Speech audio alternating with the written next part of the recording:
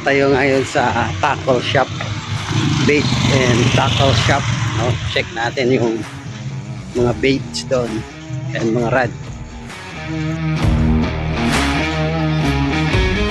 Itong puntahan ko guys na bait and tackle shop, ang pangalan nila ay Coastline. Minsan guys, itong shop na to nag-sponsor ng fishing tournament dito sa amin.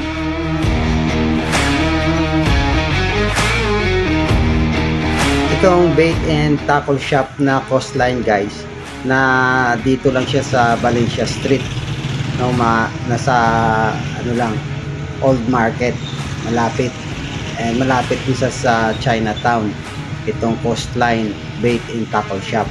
Nakita ko lang ito guys sa Facebook, and first time ko makavisit dito na shop. And guys, nandito na tayo sa Coastline.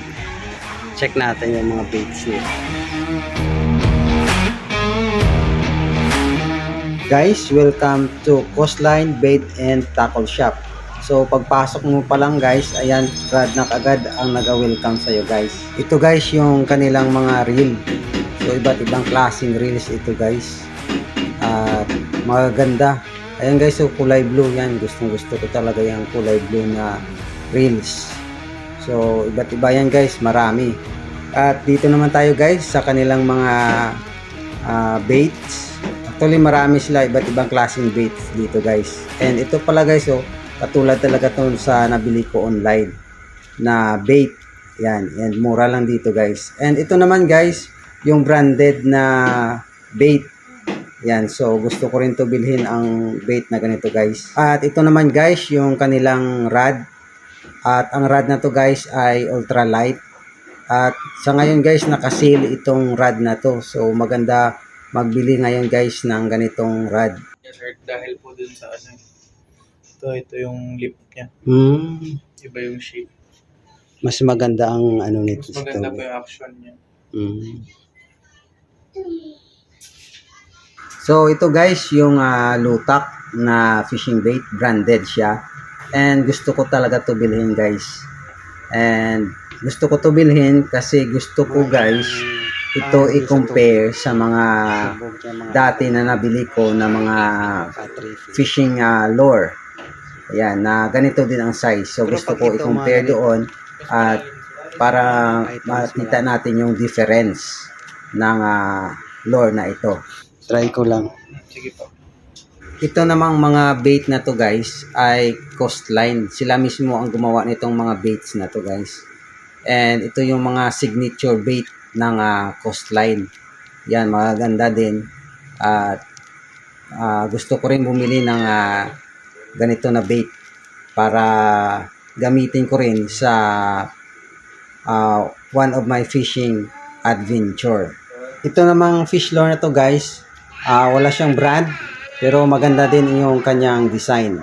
At ito naman guys yung Coastline, sila lang mismo gumawa nito. Maganda din itong kulay blue. And I think ito guys pang umaga kapag kulay blue. At ito naman guys ay matingkad ang kulay. Ito pwede siguro to guys pang gabi na fish lure. At ito siya guys ay 6 grams na fish lure. No, mas malaki siya. And ito naman yung isa guys ay nasa 5 grams na fish lure. So ito na guys ang napili ko na bait na gusto ko bilhin. So ito guys, ito yung signature bait ng Coastline.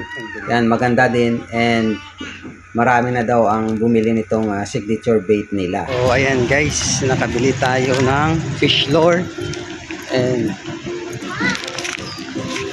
check natin ito mamaya. Okay. Dating sa bahay. Sa mga nanonood ng mga videos ko, nag-like, at sa mga bago nating subscribers, thank you so much for supporting Mang Sunny TV. At kung hilig mo fishing, biking, droning, and adventure, don't forget to click the subscribe button and click the bell button para ma-notify ka sa mga bagong videos ko. Once again, thank you so much and see you on my next adventure. Magkano to sa brado? Saan yun? Ito. Oh, ito? Oh. 78. Ito. 220. 220. 78 is set na yan siya. Isang pack na yun. Ganda yun.